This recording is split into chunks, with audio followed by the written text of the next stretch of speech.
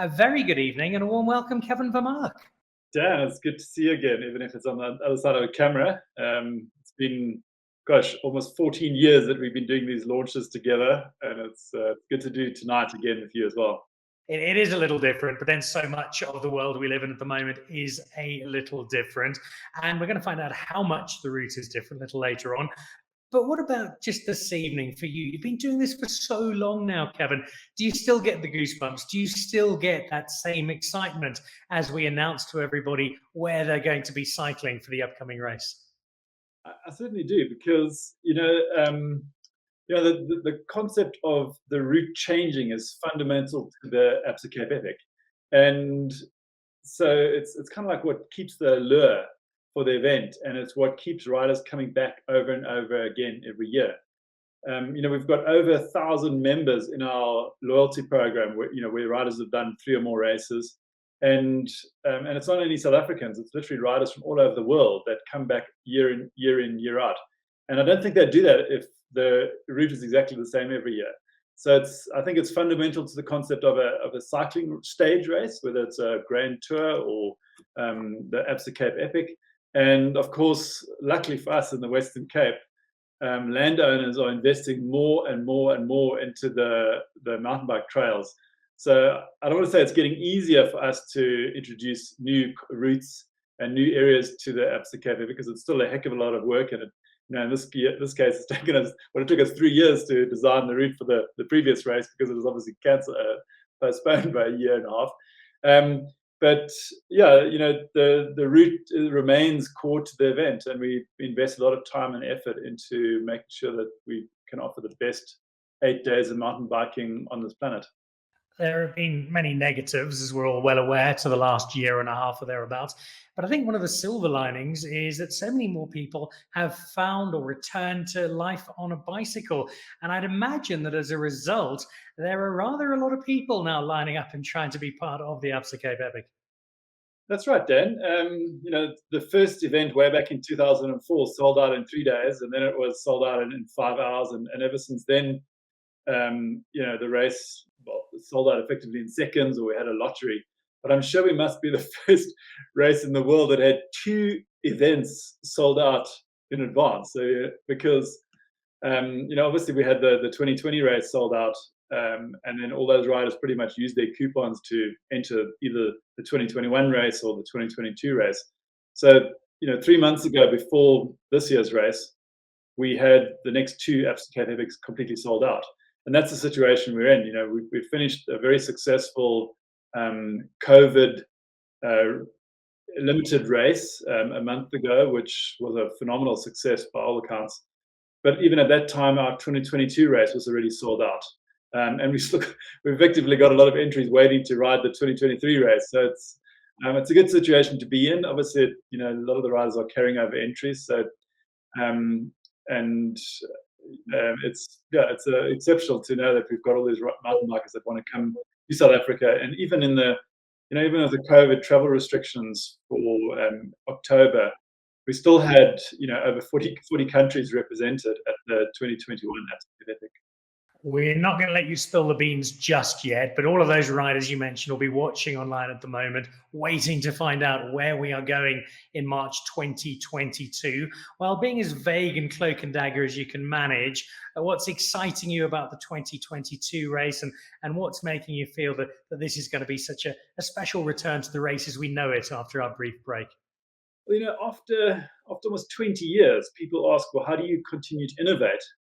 And I think that if you eat, sleep, and breathe Absa Cape Epic, you have the ability to continue to innovate. And we've got a big change actually for next year, in relating to the prologue in stage 1. I think that we got to the point where we thought we had it dialed. We thought we had the perfect prologue concept, and so we've actually changed something quite fundamental with regards to those first 2 days of the race, and it's going to be a new experience really, and it allows us to achieve something with regards to spectators and having all the participants in the race watching the professionals race the prologue, which has been something that's been difficult to achieve over the years when some of the categories ride first thing in the morning on the Sunday, and the pros ride 4 or 5 hours later. And well, let's just wait and see, because I can't say anything more, because you'll work out what we've got planned for those first 2 days of the race. Now that you answered that quite masterfully, Mr. Vermaak, I want to talk about a couple of the friends and supporters of the show in just a moment. But this is principally about the riders, the people who come and take part in the race. What's your message as the person who had the vision to start this race and has brought it through to where it is now, to those riders, both South African and those coming into South Africa from around the world for next year's event? Well, I think obviously the topic on everyone's lips at the moment is COVID, and particularly at the moment Omicron. And what I can say is that our event took place just over a month ago, and we conducted it under very strict COVID safety protocols. And we had every single participant and every single crew member tested in the middle of on the Wednesday of the race, and we conducted over 1,800 tests in a 12-hour window, and not a single one was positive. And the riders and crew didn't have to wait for more than 15 minutes for their test. And we're getting quite good at this.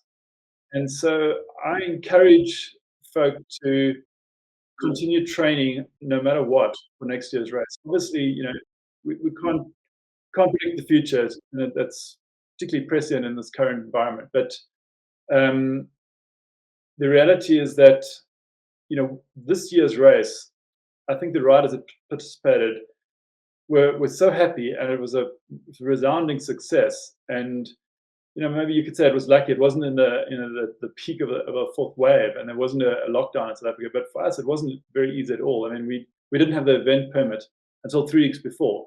I mean, we had 600 and something riders entered into the race, and we thought, wow, we actually didn't know what the requirements were going to be from the South African government. And we thought, well, we'd have to get the riders down to 500, because we didn't actually know what the event permit was going to be. And so we organized the race under great stress and with a lot of uncertainty. But I think by all accounts, if you speak to a rider that participated, it was some of the best days of his life, particularly coming out of the last 18 months. And I think that we should head towards March 2022 with all the confidence that we can have for the event going ahead in a COVID safe manner. Crucial to everything going ahead as planned is the extraordinary array of partnerships that you have. Absa, as the headline partner, will be joining us with Jeffrey in a moment. But I'd also like to bring up Exaro, who are such a big part of the race and whose contribution in such a specific space has both changed the face of the race, but also had such an impact on mountain biking in South Africa, in a part of South Africa where mountain biking wasn't always traditionally found. That's right. This year is effectively the 10th anniversary of the Exaro special jersey classification, and that's for South African black mountain bikers under the age of 26. And it's amazing how that drive from Exaro has changed the demographic of mountain biking in South Africa, not only at the Absa Cape Epic, where you see black South Africans who actually have now graduated beyond that 26-year age limit, performing phenomenally well. And the demographic of mountain bike racing has changed, and we're seeing it in other races as well, not only at the Absa Cape Epic where the Exaro program originated, but it's, once you've done the Absa Cape Epic a few times, obviously you're doing other races, and obviously you're a hero for aspirant young mountain bikers that might not yet be doing the Absa Cape Epic, but they're doing other events. And it's been a phenomenal success, and I just want to congratulate Exaro for the program that they initiated 10 years ago. And of course, all the other sponsors. I think Absa, it's phenomenal that their brand is synonymous with their event. They're almost, own equity in the race. You can't imagine the Absa Cape Epic without the red Absa. And so thank you very much for sticking it out, even in this environment. Last month's race was a full event. No one held back. All the sponsor activations, from Woolworths, from Mediclinic, from Dimension Data. The media product this year was phenomenal, our best ever. And that happened even with a so-called limited COVID event. It was, no one held back. Everyone went in and delivered a full event from let's say, the sponsor services of the race.